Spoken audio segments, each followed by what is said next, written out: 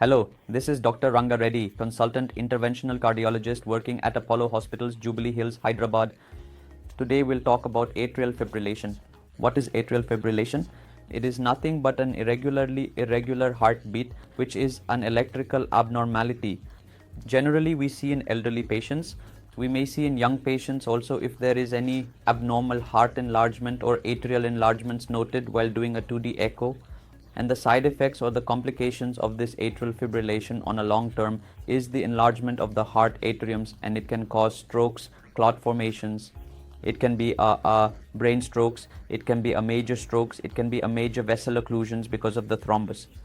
So atrial fibrillation diagnosis is very important, and usage of the anticoagulations after the diagnosis of the atrial fibrillation, whether if it's related to the valve or non-valvular atrial fibrillation.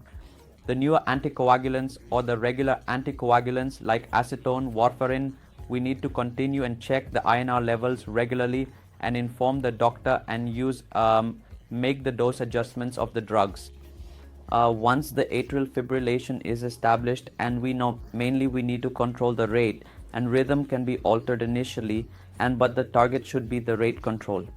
Rate control is to be maintained for almost like lifelong, and if there is a risk of clotting or risk of bleeding in a patient where anticoagulants cannot be used, there are new devices like Watchman device where you can occlude the appendage and it will reduce the risk of strokes.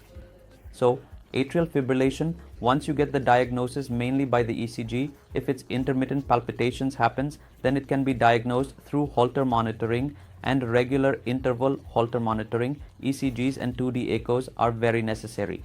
So please consult your cardiologist as early as possible once if any irregular heartbeat is detected, to check whether if it's really atrial fibrillation or it's just a regular sinus arrhythmias. So it can be confused, and once the anticoagulation is started for any patient, it needs to be used almost for lifelong if the AF is not reverted. Even if it's a paroxysmal AF, then the patient needs to take an anticoagulant medication where to reduce the risk of strokes. Thank you.